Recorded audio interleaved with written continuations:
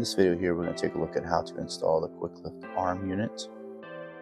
First thing you want to do is make sure you clean the area where you plan on putting the pillar at.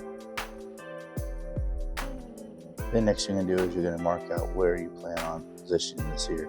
Here we're coming 10 inches over and 10 inches up from the cracks in the concrete.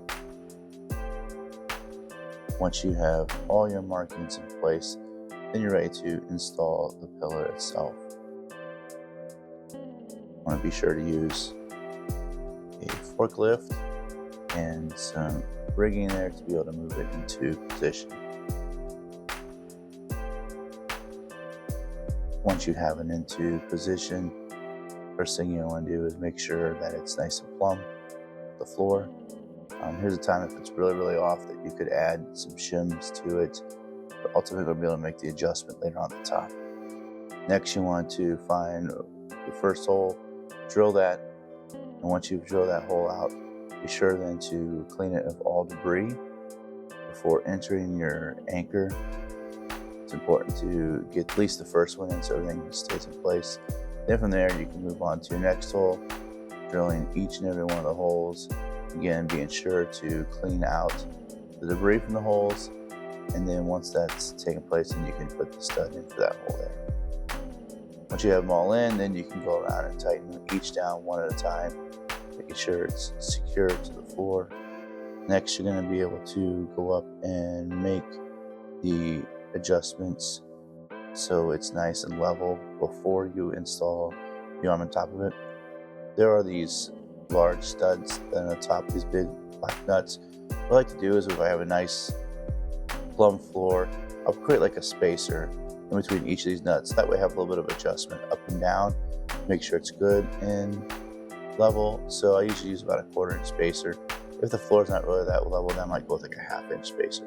Next, you're going to remove all of the nylon nuts and the washers, each of the studs on top. And then once you've done that, I'm going to take a level. I'm going to start with based on one stud and level everything up to that, working my way around. Then after I've done that, I'm going to go through, I'm going to check each and every side, top, front, each cross, make sure it's good and level. This will help you ultimately later on for making sure that the arm does not drift, because it's inherently going to go to its lowest point. Each arm comes with a power supply line as well as a air line for any pneumatic grips that you may have. So you're going to want to first feed that in between the pillar before setting the arm on top of the pillar.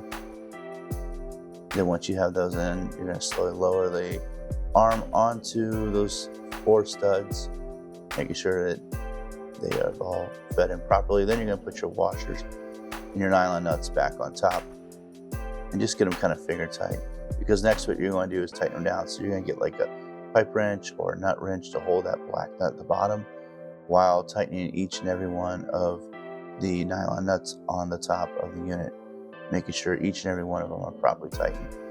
Sometimes you get some drifting that might take place, or maybe it's still not properly level. There is a friction brake on the back between the motor and the back of the arm, where you simply loosen up the silver jam nut there, and then you tighten up the bolt there as it creates proper friction. Then you tighten back up the silver nut, make sure it's tight. Sometimes the outer arm can be really loose too as well, and might do a little bit of drifting. There too, you have 4 different bolts that you can just tighten up slightly, a little bit at a time, because you don't want to over tighten. It's basically like a bar clamp that is creating friction on the shaft that goes through for your pivot point. And as you can see in the last one here, once I've tightened that one there up, you can then go and test the arm, making sure that it's still not swinging too much, or that way whenever you do stop moving, it stays in one place.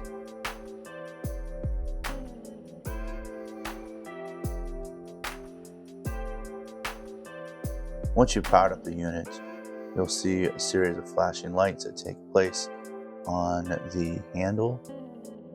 If the amber light on the right hand side begins to flash still, just double check to make sure that your e-stop is not on. Once you release that, you'll hear a series of brake checks that take place for an up and down movement. At that point, you'll be able to press the green button on the left-hand side to power up your unit. Then simply the slightest movement up or down, you're able to move on the handle, raising and lowering your load. Next important thing you want to do is be able to adjust your stroke. Now you can do it a couple of different ways, but the easiest way is to kind of teach it. So you want to remove the cap on the back of the handle or load cell, and there you find a USB-A port that you will want to plug the cable that came with the unit, and then as well into the computer. You may have to have the IT install the software for it, but once it's installed, you want to look up iLab, and once the software opens up for you, you will then need to put your password into the authorization section located in the top left corner. Once you have done that, you'll be able to get plenty of information as far as current stroke and location like that. And there you'll want to find the ID for prohibiting auto setting of top and bottom. That's where you're able to adjust the stroke. So you want to take it from 1 and put it on to 0, making it false.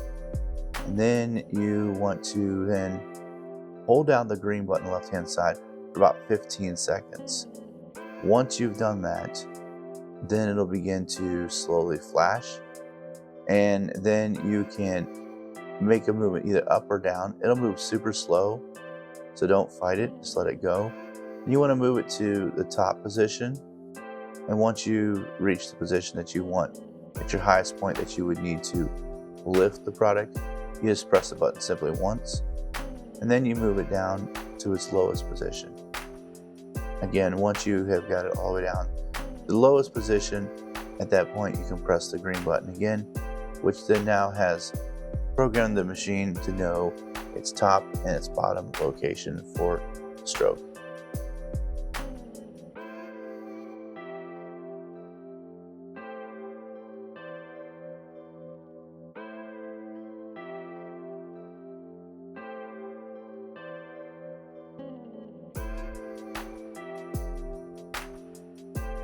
So after you're done with that, you're going to want to go back into the program and turn it back to 1, so it prohibits anybody from accidentally doing that on the site. Next, we're going to look at the float mode. Simply hold the top right button for a couple seconds. An amber light will appear. At that point, once you grab the handle and move it up and down, once you let go of the handle, it memorizes what the weight is, and you're able to then grab the product itself and move it up and down. You're only able to do that once you lifted up the product with the handle and waited a second. This is good for like loading into a box, CNC machine, something where you have more control on the unit. Next, I'm demonstrating how I can come down fast. When I hit a certain point right there, it slows down. That's good for whenever you have sensitive product, or you're setting something down on a table or something and you don't want to damage the product as you do so. And that is basically it for this installation. Tune into other videos on our YouTube channel, or check us out online at kundal.com for more information about this product.